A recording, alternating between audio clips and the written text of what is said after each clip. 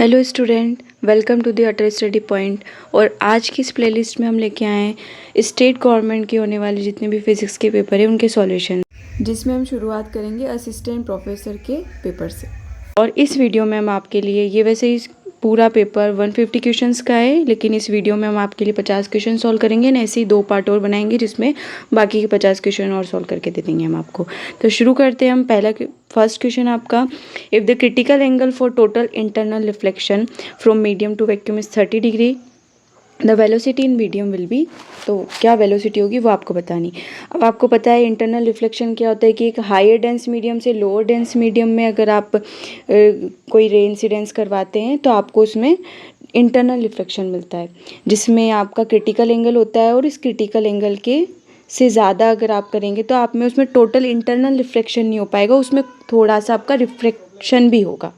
ठीक है, तो अगर हम क्रिटिकल एंगल से तक की बात करते हैं, जैसे 0 से यहाँ पे दिया हुआ है आपको 30 डिग्री का एंगल, तो 0 से 30 डिग्री के एंगल की बात करते हैं हम। तो यहाँ पर ये हो गया आपका एयर, मान लीजिए वैक्यूम या फिर एयर, कुछ भी बोल सकते हैं आप। और ये आपका कोई हायर डेंस मीडियम हो गया।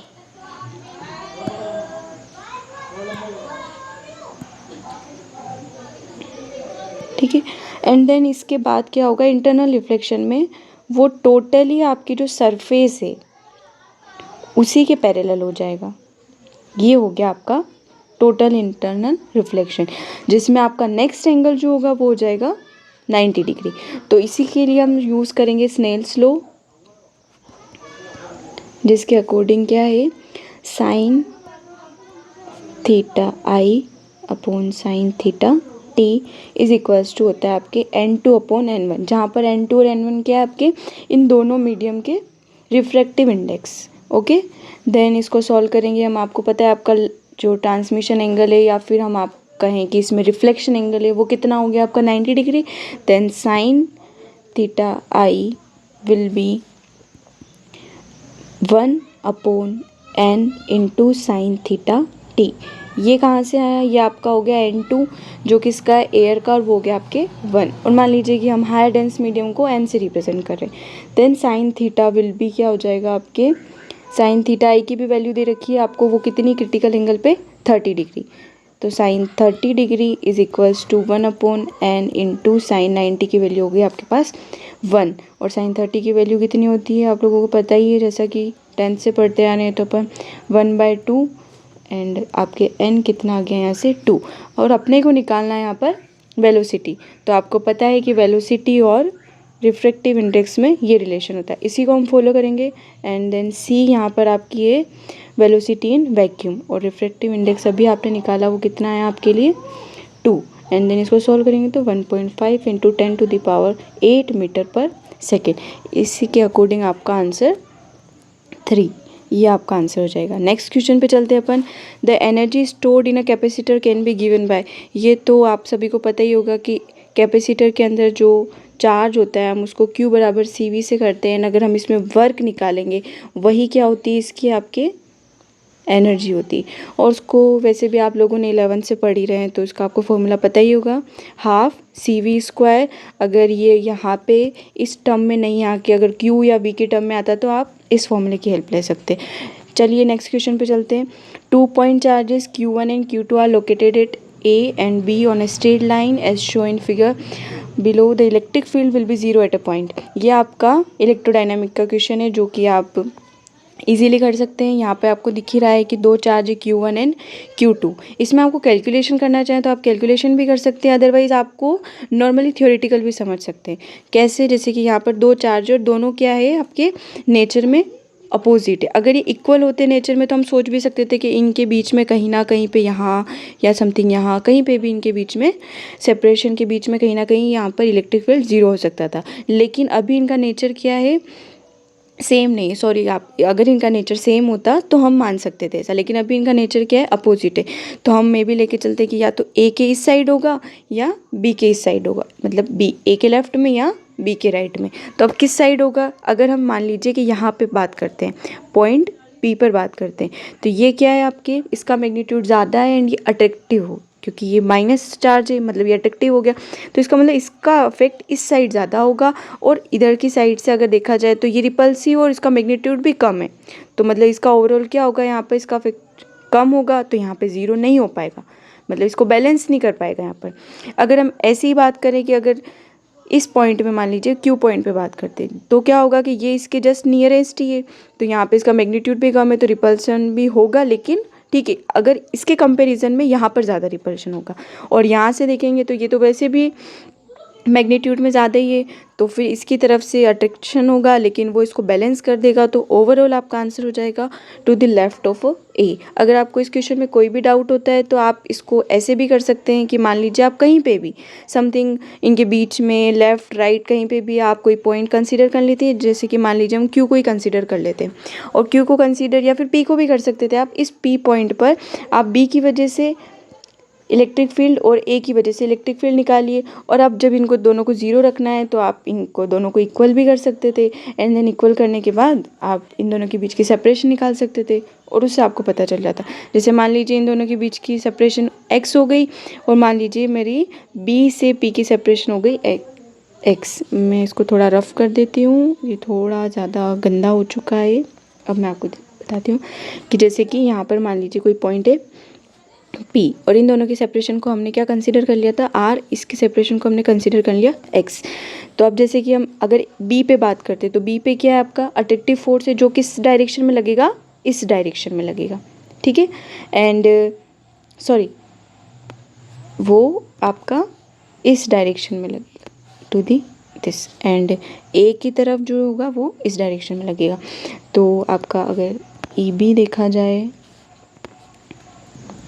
तो क्या हो जाएगा, वो माइनस के 0.4 अपॉन एक्स स्क्वायर, ओके, क्योंकि आपका जनरल ई का फॉर्मूला होता है के क्यू अपॉन आर स्क्वायर, जहाँ पे के क्या होता है, के इज इक्वल्स टू 1/4πε0, जो सारे कांस्टेंट होते हैं ये मीडियम की बात करते हैं, ठीक है। And then E A is equals to आपका हो गया K into 0.2 upon R plus X का होल स्क्वायर। अब आप इन दोनों को क्या करें, इक्वलेंट रखें कि आपका जो E A is equals to E B, zero का मतलब क्या होता है कि मतलब वो वहाँ बैलेंस्ड हो गया मतलब कि इन दोनों का मैग्नीट्यूड क्या हो गया, सेम हो गया, फिर डायरेक्शन अपोजिट हो गई।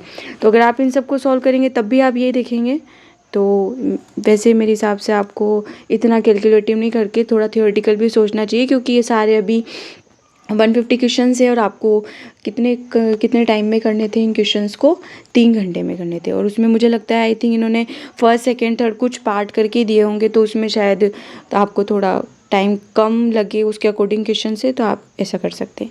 नेक्स्ट क्वेश्चन पे चलते हैं, चलिए हम। A wave is incident normally on a good conductor if the frequency of plane electromagnetic wave increases 4 times the skin depth will be. अब आप ये आप इलेक्ट्रोडायनेमिक्स का ही क्वेश्चन से ये क्वेश्चन है, ये भी इसमें स्किन डेप्थ का फॉर्मूला आपको आना चाहिए। ये वैसे ही बहुत इजी क्वेश्चन है, गुड कंडक्टर दे रखा है, तो गुड कंडक्टर के लिए आपके पास फॉर्मूला होता है स्किन डेप्थ का, D is equals to √2 upon mu sigma omega, ठीक है। अब यहाँ पे आपको दे रखा है कि जो ओमेगा है फ्रीक्वेंसी, वो आपकी 4 ओमेगा कर देते हैं, तो आपका स्किन डेप्थ पे क्या इफेक्ट पड़ेगा। तो ये सिंपल सा है, आप इसको यहाँ पुट कर दीजिए एंड निकाल के देखेंगे तो क्या आ जाएगा आपका D/2, मतलब डिक्रीजेज बाय फैक्टर 2। कुछ सिंपल से फॉर्मूलेज है जिनको आप फॉलो कर सकते हैं। और इस क्वेश्चन की बात करते हैं तो स्टूडेंट इस क्वेश्चन का आंसर है वैसे तो 120 पाई ओमेगा, क्योंकि ये आपका नेचुरल इम्पिडेंस का फॉर्मूला है। उसका आंसर वैसे इसका फॉर्मूला आप सभी को पता है, ये होता है, ठीक है। लेकिन पता नहीं फिर भी क्यों इन लोगों ने इसको बोनस पॉइंट में दिया है, या फिर इसका कंसीडर नहीं किया है, शायद सबको +1 मिला है इसमें, तो आप इसका आंसर वैसे मान के चलिए यही है। लॉरेंट फोर्स लो क्या होता है, ये तो आप सभी को पता है कि F is equals to QE plus QV cross B, ठीक है। ये आपका जिसमें electric field plus electric force और मैग्नेटिक फोर्स दोनों को ऐड करने पर जो टोटल फोर्स होगा उसको हम बोलते हैं लॉरेंट फोर्स। नेक्स्ट क्वेश्चन पे चलते हैं। A positive charge pendulum is oscillating in uniform electric field is show in figure below. Its time period as compare to that when it was uncharged. तो ये सिंपल से ही, इसमें भी ऐसा कुछ नहीं है। ये भी आपका एक ईडी का क्वेश्चन है जिसमें टाइम पीरियड का फॉर्मूला क्या होता है आप सभी को पता है, 2π√L/g। लेकिन यहाँ पे जी क्या होगा, आप चार्ज है, आपका चार्ज पार्टिकल है, उसकी वजह से जी को आप नॉर्मली ग्रेविटी वाला जी नहीं लिख सकते हैं, आप इसको जी इफेक्टिव लिखेंगे यहाँ पर। और जी इफेक्टिव क्या होगा आपका यहाँ पर, जो कि आपको ग्रेविटी की वजह से भी होगा, एंड ग्रेविटी की वजह से तो जी हो गया, लेकिन आपका जो यहाँ पर इस पे क्या लगेगा, इलेक्ट्रिक फील्ड लगेगा, तो उसकी वजह से भी आप एक फोर्स की वजह से एक्सीलरेशन आएगा। तो F = ma वाला फॉर्मूला यूज़ करिए, यहाँ से आप एक्सीलरेशन निकाल के फॉर्मूला पुट करिए। तो अब इस टर्म को अगर आप देखेंगे तो ये जी से क्या होगा, छोटा होगा, तो डोमिनेट हो जाएगी ये वाली टर्म छोटी हो जाएगी, ये वाली टर्म छोटी हो जाएगी, मतलब ये ऊपर वाली पूरी टर्म बढ़ ही जाएगी। तो ओवरऑल देखा जाएगा तो क्या हो जाएगा, ये इंक्रीज होगा। ओके, इजी था ये भी, इतना कुछ वो नहीं था, इसमें भी आपको बिना थियोरेटिकली करके भी आप कर सकते हैं। नेक्स्ट क्वेश्चन पे चलते हैं। इसमें सारे अभी तक के जितने भी क्वेश्चन देखे हमने, मोस्ट ऑफ आपके इलेक्ट्रोडायनेमिक्स के सबसे ज़्यादा क्वेश्चन आ रहे हैं। एंड नेक्स्ट आप देखेंगे कि इसमें इलेक्ट्रॉनिक्स की भी अभी सीरीज़ यही चल रही है, मतलब 1 to 10 क्वेश्चन तक की। नेक्स्ट क्वेश्चन पे चलते हैं। When a magnetic flux cuts across a coil of 200 turn and 1 metre square effective area at the rate of 2 weber per second. ये 2 वेबर पर सेकेंड आपको क्या बता रहा है, आपका फ्लक्स बता रहा है, ठीक है। In the induced voltage is, तो आपको इंड्यूस्ड वोल्टेज निकालनी है, तो यहाँ पर हम आपका यूज़ करेंगे Faraday's law. Okay, and Faraday's law क्या होता है, E = ये आपका EMF होता है। Okay, EMF = N/dt। ओके, यहाँ से आपका ये हो गया, E निकाल लीजिए आप, तो N आपको दे ही रखा है 200 इंटू क्या आ जाएगा यहाँ पर 2, और ये आपका आंसर हो गया 400 वोल्ट। ओके, तो ये हो गया आपका EMF, वही हो गया हमारा इंड्यूस्ड वोल्टेज। ओके, यहाँ पर एरिया का इतना यूज़ नहीं था, ये सब आपको कंफ्यूज करने के लिए दे रखा, तो इसका आंसर क्या हो जाएगा आपका ऑप्शन ए। जब नेक्स्ट क्वेश्चन पे बात करते हैं हम, question number 9। Poynting vector gives S = Poynting vector को हम ऐसे से डिनोट करते हैं, एक वेक्टर क्वांटिटी होती है, इसमें आपका electric field and magnetic field दोनों आते हैं। ओके, ये इसका। अब इसमें ये आपको क्या शो करता है, जब आपने जब पूरा इलेक्ट्रोडायनेमिक पढ़ा होगा तो उसके अंदर ये बताता है कि एक इक्वेशन में, उस इक्वेशन के अकॉर्डिंग निकलता है ये, और उसमें अंदर रेट ऑफ एनर्जी फ्लो को शो करता है ये। अब हम इतना यहाँ पे डिटेल्स में नहीं पढ़ सकते, अदरवाइज हम बाकी क्वेश्चंस नहीं कर पाएंगे। तो नेक्स्ट क्वेश्चन पे चलते हैं हम। Interference of light give evidence that, interference क्या होता है कि सभी वेव्स को एक साथ लेके चलना, और हमने उसमें बहुत सारे एक्सपेरिमेंट किए, यंग वाला और जो भी ओवरऑल जितने भी एक्सपेरिमेंट थे उसके अकॉर्डिंग हमें पता चला कि light is a wave phenomena. ये आप सभी 11th क्लास से पढ़ते ही आ रहे हैं। नेक्स्ट क्वेश्चन पे चलते हैं। How many slits would a diffraction grating need to be able to resolve 2 wavelength 500 nanometre and 500.1 nanometre in second order. तो उसके लिए आपको सबसे पहले क्या पता होना चाहिए, रीसोल्यूशन का फॉर्मूला। ओके, एंड देन रीसोल्यूशन का फॉर्मूला होता है आपका λ/डेल्टा लैम्डा। डेल्टा लैम्डा क्या हो जाएगा, ये इन दोनों के बीच का डिफरेंस, और लैम्डा क्या हो जाएगी, अब लैम्डा में इन दोनों को अलग अलग यूज़ नहीं कर सकते, तो हम यहाँ पे इनका एवरेज निकाल लेंगे। ओके, एंड ये सेकेंड ऑर्डर के लिए पूछ रहा है, तो हम यहाँ पे सेकेंड ऑर्डर का भी कुछ यूज़ है वो भी लिखेंगे। तो सबसे पहले मैं आपको फॉर्मूला कंप्लीटली बता दूँ कि इसका इसके साथ रिलेशन होता है ये, जहाँ पर ये n किसको शो करता है, आपके नंबर ऑफ स्लिट्स को शो करता है ग्रेटिंग में, मतलब जो ये इतनी कितनी ग्रेटिंग यूज़ करते हैं। ओके, ये ऐसे इस टाइप का कुछ। तो यहाँ पर हम lambda and N lambda M यहाँ पे आपके सेकेंड ऑर्डर को शो करता है। देन उसके बाद अगर हम n की वैल्यू निकालेंगे तो क्या हो जाएगी, वो आपके λ/m delta lambda. Okay, then बस आपको वैल्यू पुट आउट करनी है। लैम्डा क्या हो जाएगी 500.0 प्लस 500.1 डिवाइडेड बाय 2, हम एवरेज निकाल रहे हैं यहाँ पे। ओके, एंड 2 यहाँ पे सेकेंड ऑर्डर को शो करा है, और डेल्टा लैम्डा मतलब इन दोनों का difference. Okay, and then higher minus lowest कर देंगे, तो आपका n निकल जाएगा अप्रोक्स। आप करके देखेंगे यहाँ पर कितना आएगा, यहाँ पर आंसर 2500.25। तो ये आपके नियरेस्ट हो रहा है, 4 से मैच कर रहा है। ओके, तो ये हो गया आपका 11th क्वेश्चन। नेक्स्ट पे चलते हैं हम। The potential difference of a battery is 2.2 volt. यहाँ से आपका इलेक्ट्रॉनिक्स स्टार्ट हो गया। तो आपने कभी तक देखा कि अभी तक हम जितना भी पढ़ रहे थे वो किसका था, एक दो क्वेश्चन ऑप्टिक्स के आए इसमें, जैसे कि ये लास्ट वाला था एंड फर्स्ट जो स्टार्टिंग हुई थी वो। और अब हम चलते हैं, जैसे कि इलेक्ट्रॉनिक्स स्टार्ट हो गई यहाँ पर, तो इसी का हम फर्स्ट क्वेश्चन लेके चल रहे हैं। The potential difference of a battery is 2.2 volt. तो आपको पोटेंशियल डिफरेंस दे रखा है यहाँ पर 2.2 volt when it is connected across a resistance of 5 volt. तो जो आपको 5 ohm sorry, then suddenly the potential difference fall to 1.8 volt. जब आपका पोटेंशियल होता है वो क्या हो जाता है, 1.8 वोल्ट हो जाता है।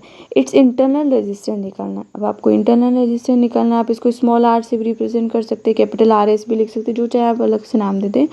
मैं इसको ऐसा करते हैं, इसको इंटरनल नाम दे देते हैं, वो आपको निकालना है। इसको मैं एक्सटर्नल नाम दे देती हूँ। तो आर टोटल क्या हो जाएगा फिर अगर देखा जाए तो, R external plus R internal. Okay, तो आर टोटल कितना हो जाएगा आपका, ये आर इंटरनल लिख देती हूँ मैं इसको, और plus 5 ohm. Okay, and then अगर मैं देखो V is equals to I R, Ohm's law को ही फॉलो करेंगे यहाँ पर।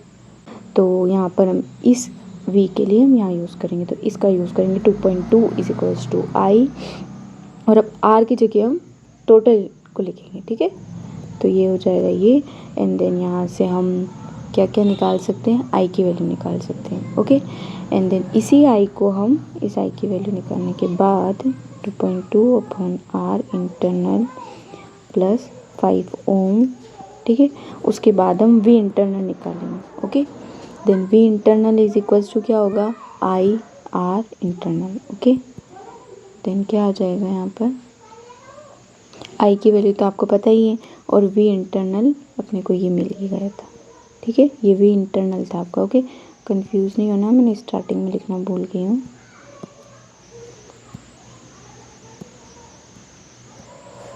ये ओके, एंड देन आपका V internal 1.8 is equals two volt, और I की वैल्यू यहाँ से आप इसको इक्वेशन भी दे सकते हैं अदरवाइज। ठीक है, कोई बात नहीं।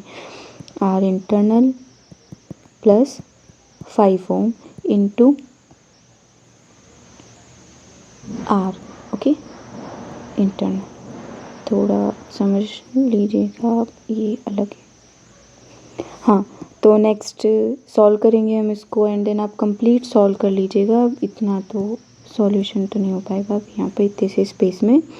तो जब आप इसको सॉल्व करेंगे, इधर उधर लेके जाएंगे, आप कैलकुलेशन करेंगे थोड़ी सी, तो इससे आपका आंसर आ जाएगा R internal is equals to 1.11 ohm. Completely answer निकल के आ रहा है, तो आपका सेकेंड ऑप्शन करेक्ट हो जाएगा। नेक्स्ट क्वेश्चन पे चलते हैं हम। To lenses A and B have identical shapes but the index of refraction of A is 1.5 and that of B is 1.6. What is the ratio of focal length of B to that of A? तो अब यहाँ पे आपको formula पता होना चाहिए focal length का, कि जो फोकल लेंथ है वो आपकी प्रोपोर्शनल होती है रिफ्रैक्टिव इंडेक्स के साथ, इस तरीके से। ओके, देन आपको रिफ्रैक्टिव इंडेक्स दे ही रखा है, तो अब अपने को B to that of A निकालना। तो यहाँ आपका ऊपर आ जाएगा FB और नीचे आ जाएगा FA। तो अगर मैं इसी को लेके चलूँ तो क्या आ जाएगा इस हिसाब से, ये NA minus 1 upon NB minus 1, और NA कितना है आपका 1.5 माइनस 1, और ये हो गया 1.6 माइनस 1, देन 0.5 अपॉन 0.6। तो इसको आप कैलकुलेट करेंगे तो 0.83 थे इसका आंसर। ओके, तो इसका भी second option is correct. Next पे चलते हैं। Light has wavelength 600 nanometre in vacuum. It passes into glass which has an index of refraction of 1.5. What is the frequency of the light inside the glass? कि glass के अंदर इसकी frequency क्या होगी। तो अब आपको पता होना चाहिए थोड़ा सा कि अगर हम किसी भी मीडियम को चेंज करते हैं तो उसमें फ्रीक्वेंसी चेंज नहीं होगी आपकी ओनली वेवलेंथ चेंज होगी। ओके, क्योंकि उसमें वेलोसिटी चेंज हो जाएगी, तो ऑब्वियसली बात है कि आप दोनों को कंपेयर करके देखेंगे तो वापस कहीं ना कहीं सिमिलरिटी दिखी जाएगी। तो इसी हिसाब से अगर हम देखें तो हमें पता होता है C is equals to mu lambda, और यहाँ पे फ्रिक्वेंसी चेंज नहीं होगी तो हम म्यू ही निकालेंगे, तो वही हो गया आपका। तो यहाँ पर क्या आ जाएगा आपका, रिफ्रैक्टिव इंडेक्स दे रखा है आपको 1.5, और यहाँ हमें पता है कि because frequency of light doesn't change. Okay, ये आपको बताना चाहिए। अब आप बोलो कि नहीं फ्रिक्वेंसी चेंज होनी चाहिए क्योंकि वेवलेंथ चेंज हो रही है, लेकिन नहीं, वेवलेंथ चेंज हो रही है और वेवलेंथ चेंज होगी तो इसका मतलब वहाँ वेलोसिटी चेंज हो रही है, तो वो उसको कहीं ना कहीं वो उसको एकदम से मतलब इक्विलेंट कर लेगी वहाँ पर। ठीक है, तो यहाँ से म्यू इज इक्वल्स टू क्या हो जाएगा, सी बाय लेमडा, एंड देन आपका आंसर कितना आ जाएगा, C3 into 10⁸ metre per second, and lambda आपका है 600 इंटू 10⁻⁹ मीटर। नैनोमीटर को मैंने कन्वर्ट कर दिया। ओके, एंड देन अगर मैं यहाँ पे देखूँ तो कितना आ जाएगा ये आपका 3 divided by 3 divided by 6, and then ये कितना हो जाएगा आपका 0.5 इंटू 10⁸, एंड ये आपका कितना बन जाएगा 10⁻+7 ऊपर चला जाएगा। और अगर मैं यहाँ पर इसको एक देती हूँ तो कितना हो जाएगा, 8 और 7 15 हो गए, तो 5 इंटू 10⁻14 हर्ट्स। ओके, पर सेकेंड हो गया ना, मीटर से मीटर, तो इसका second option is correct. Okay, next पे चलते हुए ना, light wave enter into medium of different optical density. अगर क्या होता है कि when a light wave enters into a medium of different optical density, तो उसमें क्या क्या क्या चेंजेस आएगा, तो इसके अकॉर्डिंग आपका आंसर क्या होना चाहिए, frequency and wavelength changes, its speed and frequency changes, it's frequency and wavelength changes, its speed frequency and wavelength changes. और अभी अभी मैंने आपको क्या बताया कि क्या क्या चीज़ें चेंज होती है, स्पीड और wavelength. Okay, two light sources are said to be coherent. Coherent कब होगी, कि जब वो दोनों कांस्टेंट फेज में, और कांस्टेंट फेज के साथ साथ क्या करे, वो अपने आप में फ्रिक्वेंसी को भी सेम बनाए रखे, तो इसका ऑप्शन हो जाएगा बी। इसी से क्वेश्चन से अभी तक इतना कुछ हार्ड नहीं आया है। The speed of electron in the first orbit of hydrogen atom is, तो बोर्स लॉ के अकॉर्डिंग आपका इसका फॉर्मूला क्या होगा, Vn is equals to 2.18 into 10⁶ Z divided by n metre per second, जहाँ पे Z आपका क्या है, एटॉमिक नंबर, और n क्या है यहाँ पर आपका कौन से ऑर्बिट में वो मूव कर रहा है। ओके, तो आपका Z इज इक्वल्स टू 1 हो गया। फर्स्ट ऑर्बिट की बात कर रहा है तो भी 1 हो गया। ये 1 क्यों है, क्योंकि हाइड्रोजन एटम के लिए बात कर रहे हैं। एंड देन अगर आप इसको सॉल्व करेंगे तो ये कितना बन जाएगा, सिर्फ 2.18 इंटू 10⁶। ओके, एंड देन अगर आपको इसको कहीं ना कहीं सी से रिलेट करेंगे तो इसका यही होगा। आप ट्राई करके देखना एक बार, हो जाएगा। आप थोड़ा डिवाइड करके चेक कर लेना वहाँ पर। नेक्स्ट क्वेश्चन पे चलते हैं हम। नेक्स्ट क्वेश्चन क्या है आपका, AC अल्टरनेटिंग करंट का है, can be measured with the help of, किसकी मदद से आप AC करंट मेजर कर सकते हैं, तो आप सीधा सा अपने को पता है हॉट वायर एमीटर की मदद से कर सकते हैं, क्योंकि अपन बाकी दो को तो जानते ही हैं कि टेंजेंट और कोइल की वजह से तो हम DC को करते हैं। ओके, फॉर DC करंट, तो बचा जो ऑप्शन में यही। ओके, और यहाँ पे दो ऑप्शंस दे रखे हैं इन्होंने, पता नहीं, सॉरी, अमीटर और वोल्ट मीटर।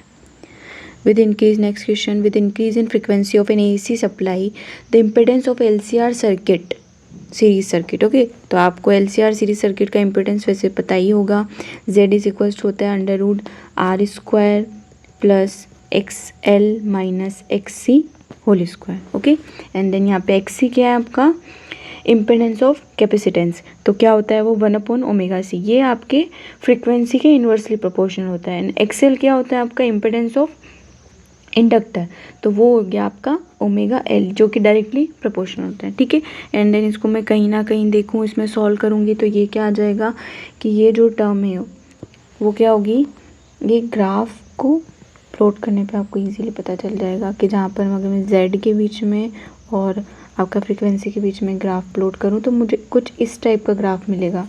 सॉरी, यहाँ पे थोड़ा सा स्पेस होगा, इसे टच नहीं करेगा इसको, ये समथिंग ऐसा कुछ यू, जो कि आपके हाइपरबोला टाइप का शेप होता है ना, उस टाइप का ग्राफ होगा, जिसमें आपको क्या पता चलेगा कि ये पहले तो क्या हो रहा है, इनिशियली क्या हो रहा है, डिक्रीज हो रहा है, एंड देन उसके बाद क्या हो रहा है, ये इंक्रीज हो रहा है। ओके, तो ये हो गया आपका डायनेमिक, इसको बोलते हैं डायनेमिक इम्पिडेंस। ठीक है, क्योंकि यहाँ इसी पॉइंट की वजह से वो क्या हो रहा है, मोशन में ना, मतलब फिक्स नहीं है, यहाँ पे उसके बहुत सारे पॉइंट्स हो गए, यहाँ इसी के अकॉर्डिंग देखा जाए तो सबसे पहले तो डिक्रीज हो रहा है, एंड देन क्या हो रहा है, फिर ये इंक्रीज़ हो रहा है, ठीक है।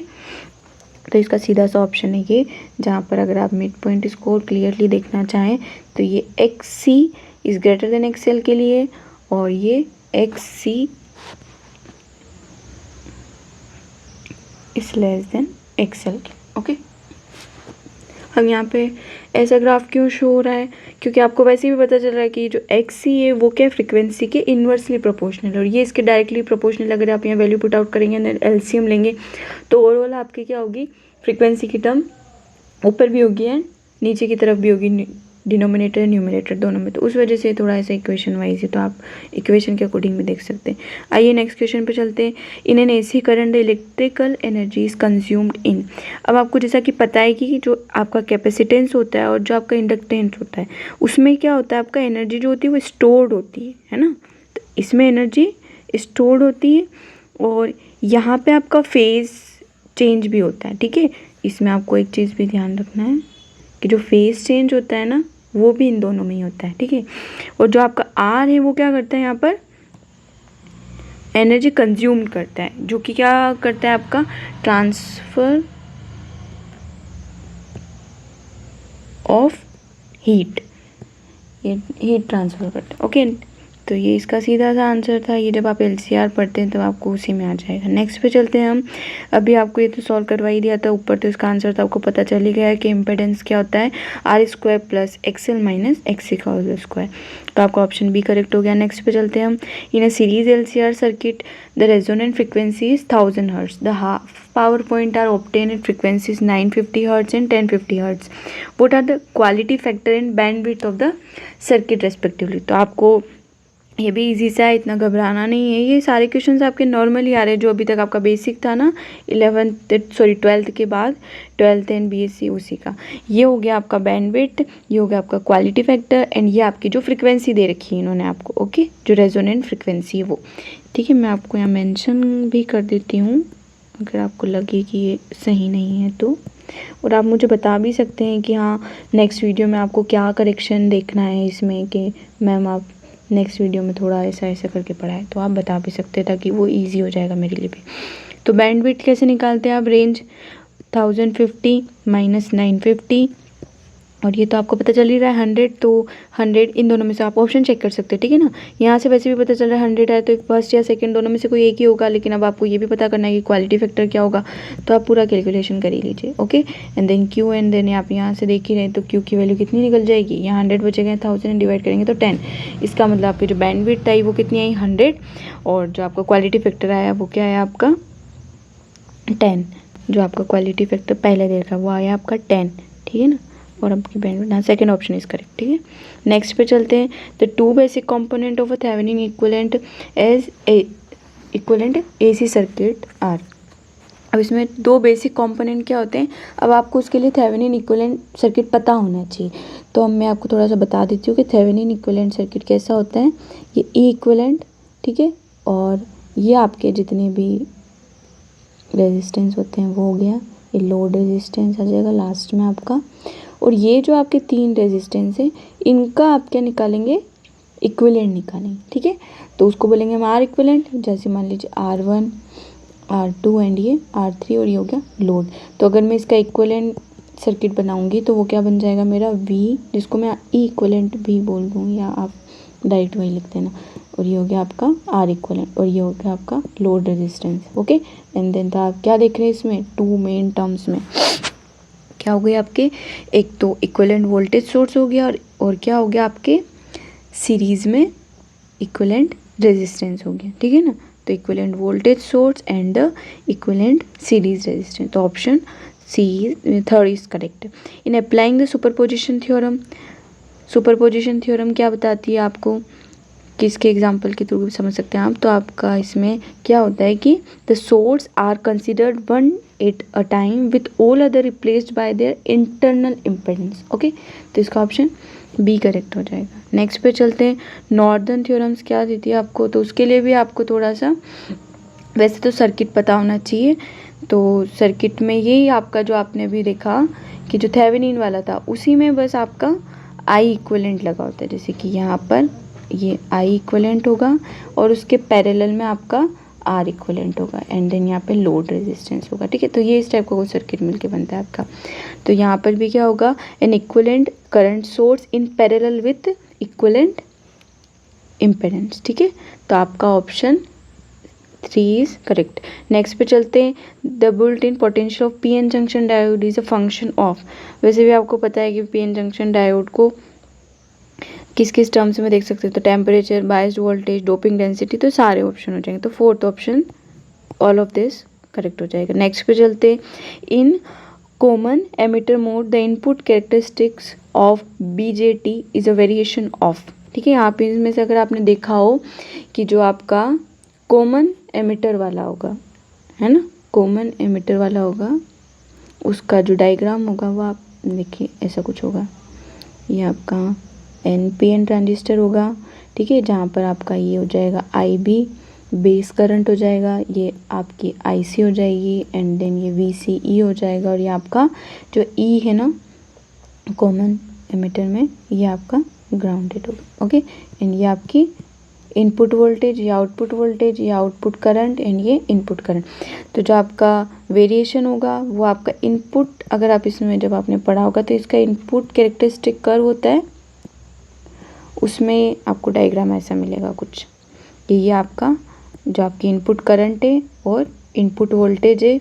अगर आप उसको इसके रेस्पेक्ट में देखेंगे, जो आपकी वोल्टेज है उसके रेस्पेक्ट में कांस्टेंट वोल्टेज, तो आपका ये हो जाएगा option A is correct. Now next पे चलते हैं, if an N type semiconductor Fermi level lies 0.3 electron volt below the conduction band at 300 Kelvin, if the temperature is increased to 330 Kelvin, where does the new position of the Fermi level है। अब आप इसको भी दो तरीके से कर सकते हैं, जैसे हमने पहले वाले इक्वेशंस को देखा कि आप इसमें कैलकुलेटिव भी कर सकते हैं, थ्योरेटिकल भी चल सकते हैं, ठीक है।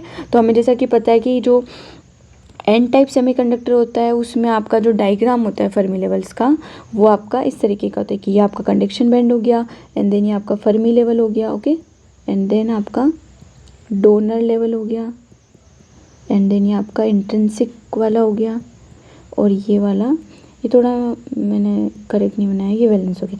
ये एक्चुअल में जो ई आई होता है ना, वो आपका ई सी और ई वी के मिडिल में होगा, ठीक है ना, ऐसा बनता है कुछ, ये थोड़ा भी नहीं बना है।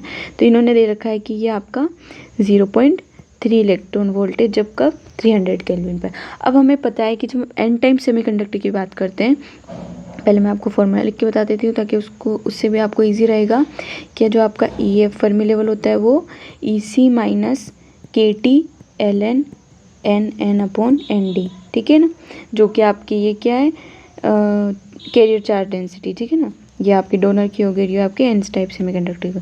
तो इसके अकॉर्डिंग भी देख सकते हैं हम, और अगर इसके अकॉर्डिंग नहीं देखें तो भी आप सीधा समझ सकते हैं कि इसमें क्या होता है कि अगर आप एन डी बढ़ाएंगे तो वो क्या होगा कि इसके पास में जाएगा, ओके, फर्मी लेवल जो है वो कंडक्शन बैंड के पास में जाएगा। लेकिन अगर हम टेम्परेचर बढ़ाते हैं, अगर हमने टेम्परेचर इंक्रीज़ किया, ठीक है, तो वो क्या होगा कि इससे दूर जाएगा, मतलब अगर वो दूर जाएगा मतलब नीचे खसक जाएगा थोड़ा सा, मान लीजिए शिफ्ट होके यहाँ आ गया, मान लीजिए थोड़ा सा शिफ्ट होके यहाँ पे आ गया, यहाँ आ गया, इसका मतलब क्या हो गया अब आपका कि पहले 0.3 था तो उससे थोड़ा और ज़्यादा बढ़ जाएगा, थोड़ा ज़्यादा कितना बढ़ जाएगा, आप टेम्परेचर को भी देख सकते हैं 330 है, तो थोड़ा नियरेस्ट ही बढ़ेगा। आप जैसे कि आप सोचो कि ज़्यादा बढ़ के 44 भी हो सकता है, 55, तो आप इसको कैलकुलेटिव भी कर सकते हैं ताकि कन्फ्यूज़न ना रहे इसमें।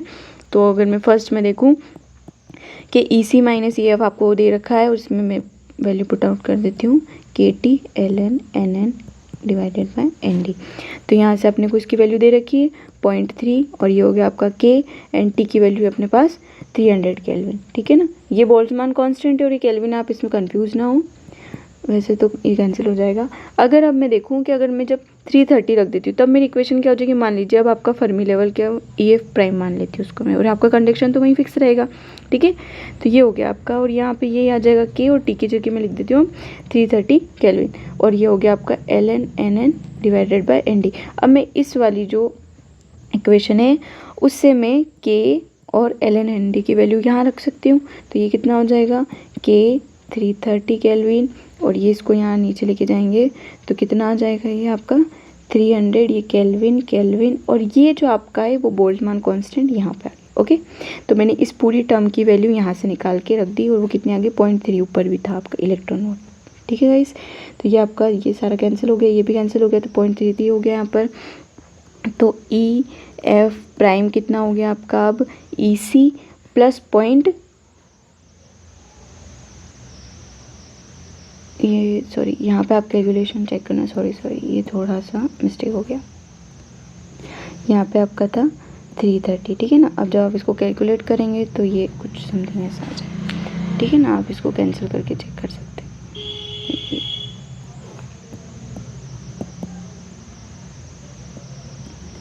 तो क्या पता चलता है इसके आपको कि ये वाला इसमें आ जाएगा, तो ये आंसर हो जाएगा इसका ऑप्शन सी कि कंडक्शन बैंड से। वैसे भी थ्योरेटिकल भी देखा जाए तो भी आप समझ सकते हैं, और अगर आप मैथमेटिकली जाना चाहें तब भी आप देख सकते हैं। अब नेक्स्ट क्वेश्चन पे चलते हैं हम। The passage of majority charge carrier from source to drain terminal take place through the channel only after an application of।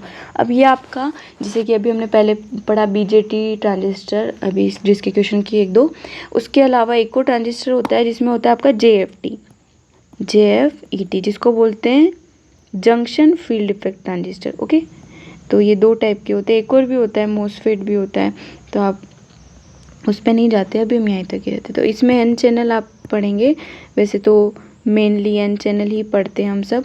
N channel वाले में देखेंगे कि आप जब इस टाइप का कुछ देखते हैं कि यहाँ पे हम पी टाइप की जो इम्प्योरिटी वो भर के रखते हैं, और ये पी हो गया और ये एन का बना होता है। ठीक है, जिसको एन टाइप बोल सकते हैं आप, एन टाइप, और ये पूरा चैनल होता है। और इधर वाले को बोलते हैं टर्मिनल को हम सोर्स, और इधर वाले टर्मिनल को बोलते हैं हम ड्रेन। ठीक है, और यहाँ पे भी दो टर्मिनल लगे होते हैं जिनको बोलते हैं हम गेट। क्या बोलते हैं हम? गेट। तो इसमें एक वोल्टेज जो होता है वो होता है आपके ड्रेन टू वोल्टेज होता है। ठीक है, तो इसमें आएगा आपका ड्रेन टू सोर्स, ये ड्रेन टू सोर्स इधर आएगा, और उसमें होता है VDS।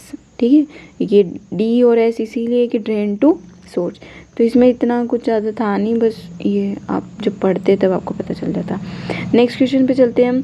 Flow of electrons is affected by the following, कि इलेक्ट्रॉन को कौन कौन अफेक्ट कर सकता है, तो ये आपको तो वैसे भी पता होगा, thermal vibration, impurity, crystal effects, तो ऑल ऑफ दिस ये आंसर हो जाएगा। नेक्स्ट पे चलते हैं। An N type semiconductor is, N type में क्या होता है आपका, जो एक एक्स्ट्रा इलेक्ट्रॉन होता है जब हम ग्रुप 15 की जो इम्प्योरिटी है वो भरते हैं, जिसमें ग्रुप 15 में कौन कौन से आ सकते हैं आपके, पाकिस्तान, ऑस्ट्रेलिया, ये सारे रहते हैं ना, उस हिसाब से। तो आप आर्सेनिक की भर सकते हैं, फॉस्फोरस की भर सकते हैं, तो इसमें इलेक्ट्रॉन 5 होते हैं, जबकि हम सिलिकॉन में कितने होते हैं, बॉन्ड क्रिएट कर सकता है 4 ही कर सकता है, तो एक एक्स्ट्रा इलेक्ट्रॉन रहता है इसमें, इसी वजह से होता है। तो यहाँ पे आपके नेगेटिवली चार्ज। नेक्स्ट क्वेश्चन पे चलते हैं।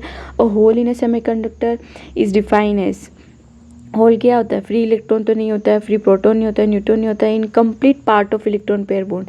जैसे हम पी टाइप को पढ़ते हैं तब हम उसमें ग्रुप 13 की इम्प्योरिटी मिलाते हैं, तो वहाँ पर सिलिकॉन के जो 4 बॉन्ड है उसमें से 3 ही बनते हैं, तो एक वहाँ खाली रहता है, तो उस हिसाब से भी आप समझ सकते हैं।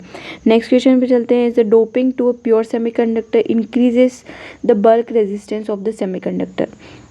तो इसका आंसर क्या होगा कि जब आप डोपिंग को बढ़ाते हैं तो उससे क्या होता है, डोपिंग हम किस लिए करते हैं सेमीकंडक्टर्स में, कि मतलब ऐसे मटेरियल जिनमें कंडक्टिविटी क्या होती है, जिनकी कंडक्टिविटी बहुत कम होती है, जो टेम्परेचर जिनका 0 केल्विन टेम्परेचर या जो रूम टेम्परेचर है उस समथिंग में वो आके कंडक्शन शो करते हैं। तो जैसे जैसे हम डोपिंग का मतलब हम उसको कंडक्टिविटी बढ़ाते हैं हम उसकी, तो उसकी कंडक्टिविटी जब इंक्रीज़ होगी तो उसके अंदर का जो मोबिलिटी वो भी इंक्रीज़ होगी, जिससे क्या होगा, टेम्परेचर इंक्रीज़ होगा, टेम्परेचर इंक्रीज़ होगा और कंडक्टिविटी इंक्रीज़ होगी। तो आपको वैसे भी पता चल रहा है कि उसमें रेजिस्टेंस क्या होगा, वो डिक्रीज़ ही होगा। तो ये क्या आ जाएगा आपका यहाँ पर ऑप्शन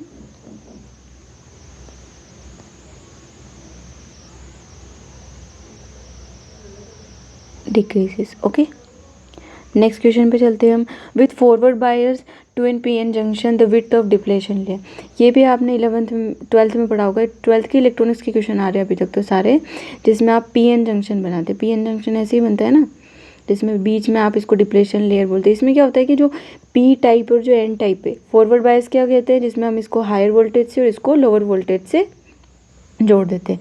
तो ये आपको पता है कि एन में सारे इलेक्ट्रॉन होते हैं, लेकिन इसमें कुछ कुछ होल्स भी होते हैं। इसमें सारे होल्स होते हैं लेकिन इसमें कुछ कुछ इलेक्ट्रॉन्स भी होते हैं, और ये आपस में क्या करते हैं, फिर जो इसके इलेक्ट्रॉन है इसके जो होल है वो आपस में इस साइड में एक जंक्शन क्रिएट कर लेते हैं जिसको हम डिप्लेशन लेयर बोलते हैं। अब अगर मैं यहाँ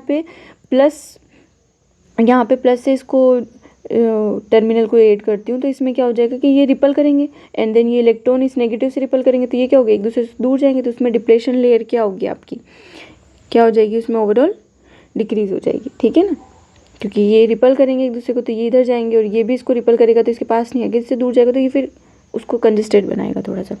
पीएन संधि के सॉरी इसी पे आ गए हम, नेक्स्ट क्वेश्चन पे चलते हैं हम। A single transistor can be use to build which of the following digital logic gate. Single transistor का आपको पता है एंड गेट क्या होता है, जिसमें 2 टर्मिनल यूज में होते हैं, जिसमें आप मान लीजिए एक ए दे दिया, इसको भी ए दे सकते हो लेकिन एक मान लो बी दे दिया, ठीक है, तो ये आपका हो गया एंड गेट, इसमें आपका ए डॉट बी वाला होता है। नोट गेट में आपका क्या होता है, एक ही होता है, ठीक है, इसको ऐसा बनाते हैं, सॉरी ऐसा, ठीक है, तो आपको पता है नॉट गेट आंसर हो गया। और गेट में भी 2 होते हैं, नैन में भी 2 होते हैं, ठीक है ना। नेक्स्ट क्वेश्चन पे चलते हैं हम। A NAND gate has, NAND gate क्या होता है, जो एंड वाला जो आपका गेट है, जैसे कि आपका जो एंड गेट अभी हमने ऊपर बनाया उसमें हम यहाँ पे अब नॉट लगा देते हैं, ठीक है, मतलब नॉट गेट भी यूज़ कर लेते हैं हम उसमें। तो क्या होगा कि वो हम एंड गेट में आपका 1 1 वाला है 1 देगा, 1 0 है तो 0 देगा, 0 1 है तो 0 देगा, अगर ये भी वाली जो चीज़ें हैं वो, और ये आपका आउटपुट आ रहा है, ठीक है ना, और ये आपके दोनों 0 0। लेकिन अगर जैसे ही मैं यहाँ पर एंड गेट लगा देती हूँ, सॉरी नॉट गेट लगा देती हूँ, नैन गेट हो जाएगा और नैन गेट के अकॉर्डिंग ये सारे क्या हो जाएंगे, फिर ये सारे कितने हो जाएंगे, हाई पे हो जाएंगे और ये लो पे हो जाएगा। तो ये क्या पूछ रहे हैं आपसे, a NAND gate has low inputs and high output, obviously दिख रहा है आपको, ठीक है, हाई इनपुट एंड हाई तो होगा नहीं, लो एंड नो नहीं होगा, तो फर्स्ट आपका करेक्ट हो जाएगा, ठीक है। नेक्स्ट क्वेश्चन पे चलते हैं। What input values will cause an AND logic gate to produce a high output. अब हाई आउटपुट देने के लिए अभी आपने देखा कि इसी वाले क्वेश्चन में समझ सकते हैं कि दोनों आपके क्या होने चाहिए, हाई होने चाहिए। तो आपने जब नोट गेट यूज़ करा उसके बाद की आउटपुट से ये उससे पहले वाली आउटपुट, तो आप यहाँ पे चेक कर सकते हो कि ये 0 है, तो आप यहाँ आके यहाँ देख सकते हैं, तो इसके अकॉर्डिंग क्या हो जाएगा, all inputs are high AND gate में। आप इसको ऐसे भी समझ सकते हैं कि एंड का मतलब क्या होता है कि और मतलब आप 1 2 3 4 और 5, ठीक है, मतलब मल्टीप्लाई हो गया एक तरीके से। तो मल्टीप्लाई कब होगा, जब आप दोनों टर्म्स को क्या रखेंगे, हाई पे रखेंगे, तभी होगा वो। नेक्स्ट क्वेश्चन पे चलते हैं हम। The wavelength of 10 kilo electron volt electron beam is 0.1227 angstrom when these waves are diffracted from a metal foil having d is equals to, ये आपका क्या है, इसके बीच में डिस्टेंस, जो आपका सेपरेशन होता है ना क्रिस्टल के अंदर प्लेन का सेपरेशन, वो है। The first maximum would occur at an angle where sine is, तो आपको पता है डिफ्रेक्शन लॉ के according Bragg diffraction condition use कर सकते हैं हम यहाँ पर 2d साइन थीटा बराबर n लैम्डा, और ये आपको बोल रहा है फर्स्ट मैक्सिमा होता है, यहाँ पे n की जगह 1 यूज़ कर लीजिए, sine theta is equals to 1 और लैम्डा की जगह हम क्या कर सकते हैं, ये पुट कर सकते हैं। तो जब आप साइन थीटा निकालेंगे देन इसकी value 0.1227 is divided by 2 into 0.55, आप इसको सॉल्व करेंगे तो इसका आंसर आपका क्या आएगा, समथिंग 0.11 समथिंग के अप्रोक्स आएगा यहाँ पर। तो ये हो गया आपका ऑप्शन ए। नेक्स्ट क्वेश्चन पे चलते हैं। The Drude model was used to explain the Wiedemann Franz law. The law state that the thermal to electrical conductivity ratio is, ये तो आपका एक स्टेटमेंट है, तो इसके स्टेटमेंट में आपको पता है कि जो आपकी thermal conductivity and electrical conductivity ये जो होती है ये आपके टेम्परेचर के डायरेक्टली प्रोपोर्शनल होती है, तो इसका ऑप्शन ए करेक्ट हो जाएगा। नेक्स्ट क्वेश्चन पे चलते हैं। The maximum number of electron that can be accommodated by P orbital. अब ये तो 11th का क्वेश्चन दे दिया इन्होंने, देखो कैसी बात करती है, ये तो आप सभी को आता होगा, आसानी से कर लेंगे आप। पी में आपके कितने सब शेल्स होती है, 3, और अपने को पता है कि एक में आप कितनों को भर सकते हैं, 2, तो ऑब्वियसली बात है कि हम पी में टोटल कितने भर सकते हैं, 6। ये मुझे समझाना भी नहीं था लेकिन फिर भी इतना ईजी क्वेश्चन है। Quantum number value, next question पे आ गए हम। Quantum number value for 2b subshell. अब क्वांटम नंबर आपको दिख ही रहा है, ये n को रिप्रेजेंट करता है और ये l को रिप्रेजेंट करता है, तो n बराबर आपका 2 हो गया और l बराबर कितना होता है p के लिए, s p d f चलते हैं ना अपन ऐसे, तो 0 1 2 3, तो ये इसका आंसर हो गया आपका 2। नेक्स्ट क्वेश्चन पे चलते हैं। Spherical principal quantum number describes. Principal quantum number क्या डिस्क्राइब करता है, प्रिंसिपल क्वांटम नंबर मतलब आपका n क्या डिस्क्राइब करता है, ऑब्वियसली आपका शेप, कैसे कैसे आपका साइज बढ़ रहा है, ठीक है, तो आपका shape of orbital, sorry size of orbital, shape तो है ही सही, ये साइज, शेप तो आपका एल जो जिसको बोलते हैं आप एजिम्पटल क्वांटम नंबर, वो शो करता है, ठीक है ना। नेक्स्ट क्वेश्चन पे चलते हैं हम। No two electron in the same atom can identical set of 4 quantum number, जिसमें आपका N, L, ML 4 quantum number में यही आते हैं ना आपका, ये एंगुलर और ये एजिम्पटल और ये सारे। The statement is known as, किसने दिया था ये अपने को, पाउली ने दिया था, ओके। तो ये हो गया। नेक्स्ट क्वेश्चन पे चलते हैं हम which of the following statement is wrong about electron, और ये तो आपको पता ही है। Its motion is affected by magnetic field, सीधी सी बात है। It is wave like property, ये आपका ड्यूल नेचर में आपको बता दिया था कि lambda is equal to h/p, जो कि आपका क्या होता है, ड्यूल नेचर को शो करता है, जो पार्टिकल और वेव दोनों टाइप की प्रॉपर्टी शो करता है। तो इट इज़ ए पार्टिकल, ये इसी में पता चल गया। It emits energy while moving in atomic orbit, ये नहीं हो सकता क्योंकि एटॉमिक ऑर्बिट में अगर वो एनर्जी रखता है ना, तो इसका मतलब तो वो गिर जाता न्यूक्लियस में, जबकि हमने तो ऐसा पढ़ रखा है, ऐसा तो कुछ है ही नहीं। तो इसका मतलब वो क्या है, एक कांस्टेंट एंगुलर मोमेंटम से मूव करता रहता है। नेक्स्ट पे चलते हैं। For a 3 dimensional crystal having n primitive unit cells with the basis of p atom, the number of optical branches is, इसका इजी सा फॉर्मूला है जो आप डायमेंशन से याद रख सकते हैं कि जो टोटल आपकी ब्रांचेस होती है वो होती है डायमेंशन के अकॉर्डिंग होती है। जैसे अगर आप 1D में बात करें तो आपकी ब्रांच हो जाएगी यहाँ पे टोटल ब्रांच 1, 2D में बात करें तो 2n हो जाएगी, 3D में बात करें तो 3n हो जाएगी। ये होती है आपकी टोटल ब्रांचेस।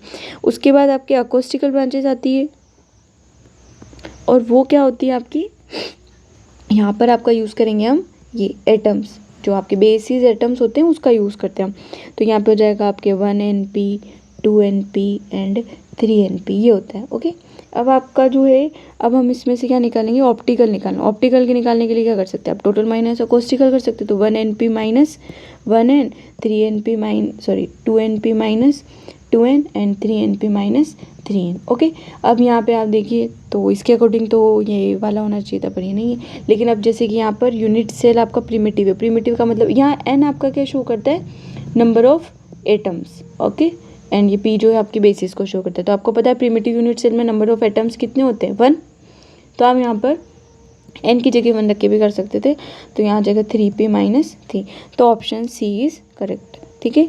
नेक्स्ट क्वेश्चन पे चलते हैं। An atom with outer electron having orbital angular momentum is L, ये 1 नहीं है, ये L है। Is placed in a weak magnetic field, the number of energy level into which the higher total angular momentum state split is, ये आपका atomic का question आ गया, जिसमें कि आपको बताना है कि वीक मैग्नेटिक फील्ड में जब हम रखेंगे तब क्या होगा। वीक मैग्नेटिक फील्ड में हम एनोमलस में भी देख सकते हैं, नॉर्मल में भी देख सकते हैं, दोनों में वीक मैग्नेटिक फील्ड होता है। और जब हम एनोमलस की बात करते हैं तो उसमें सिंगल जो इलेक्ट्रॉन है उसको देखेंगे तो वो आपका 2l+2 में स्प्लिट होती है, ठीक है, 2l+2 में। अब ये कैसे हुआ, ये जैसे कि मान लीजिए S था, ठीक है ना, S हाफ में था, लेकिन हम यहाँ पे J का भी यूज़ करते हैं। J is equals to ml होता है, L+S होता है, और J के भी जो क्वांटम नंबर होते हैं वो क्या होते हैं, -mj2 + mj। तो ये भी फिर 2 में स्प्लिट हो जाएगा, ये -12n + ½ तो उसके अकॉर्डिंग ऐसे देखेंगे तो S के 2 हो गए, फिर P के कितने हो जाएंगे इस हिसाब से, तो उसके अकॉर्डिंग ये निकाल के देख सकते हैं हम। यहाँ अगर मैं L = 0 रखूँ S के लिए तो ये कितना हो गया 2, और ऑब्वियसली बात है 2 में हो रहा है, ठीक है। ऐसे ही आप P में भी निकाल के देख सकते हैं। नेक्स्ट क्वेश्चन पे चलते हैं अब हम। Proton resonant in a high field nuclear magnetic resonance spectrometer, ये आपके NMR का क्वेश्चन हो गया, ठीक है। At frequency closest to 800 megahertz calculate the strength of the magnetic field of the spectrometer. अब इसमें आपको पता होना चाहिए कि जब आप NMR पढ़ेंगे तब आप उसमें आपको पता चलेगा कि जो 60 हर्ट्ज फ्रीक्वेंसी होती है उसके लिए जो आपकी मैग्नेटिक फील्ड स्ट्रेंथ होती है वो होती है 1.41 टेस्ला। आपको 800 के लिए निकालनी है मेगाहर्ट्ज के लिए, तो आप क्या कर सकते हैं, इसमें इसको सिंपल सी कैलकुलेशन करके सॉल्व कर लीजिए, ओके। तो अगर यहाँ पे मैं निकालूँ तो 1 के लिए कितनी आ जाएगी, 1.41 डिवाइडेड बाय 60, एंड देन मैं 800 के लिए निकालूँगी तो कितनी आ जाएगी वो 800 × 1.41/60। और जब आप इसको सॉल्व करेंगे तो ये 18.8 टेस्ला होती है। और इसकी मैक्सिमम रेंज भी होती है आपकी एक, कि ये जो होता है आपका जो फील्ड होता है वो 1 to 20 टेस्ला तक रेंज होती है इसकी, ठीक है, NMR में। तो आप उससे भी थोड़ा लगा सकते हैं कि आउट ऑफ द रेंज तो जाने से रहा, ओके, नेक्स्ट पे चलते हैं। What will happen if the primary of a transformer is connected to DC supply. अब ये तो इन्होंने कैसा इक्वेशन पूछ लिया, आपको पता ही होगा कि जो ट्रांसफार्मर है, okay, transformer works on principle AC current, ठीक है, एसी करंट पे करता है, तो भाई साहब डीसी में तो क्या हो जाएगा, वो ख़त्म ही हो जाएगा ना, तो फोर्थ ऑप्शन इज़ करेक्ट, ठीक है। नेक्स्ट क्वेश्चन पे चलते हैं हम। What will happen if a power transformer design for operation on 50 hertz frequency were connected to 500 hertz frequency source of the same voltage. ये भी इन्होंने कैसा क्वेश्चन कर लिया कि अब अगर आपने किसी चीज़ को 50 हर्ट्ज फ्रिक्वेंसी के लिए बनाया गया, तो अगर आप उसको 500 हर्ट्ज फ्रिक्वेंसी के लिए यूज़ करेंगे तो क्या होगा, वो उसमें eddy current and hysteresis loss will be excessive, ठीक है, ये हो जाएगा आपका। नेक्स्ट क्वेश्चन पे चलते हैं एंड इस वीडियो का ये लास्ट क्वेश्चन होगा। In a ruby laser the atom are excited by. इसमें जब आप रूबी लेज़र को पढ़ेंगे आप ठीक से, तो उसमें बताते हैं फ्लैश ट्यूब की मदद से आप इसमें इसको एक्साइटेड कर सकते हैं। तो आज की वीडियो में आपने देखा कि हमने कैसे सारे 50 क्वेश्चंस कर लिए। अगर इसमें आपको कोई भी डाउट होता है तो आप कमेंट सेक्शन में बता सकते हैं, और इसी के साथ हम नेक्स्ट वीडियो में मिलते हैं आपसे। Thank you for watching me, thanks.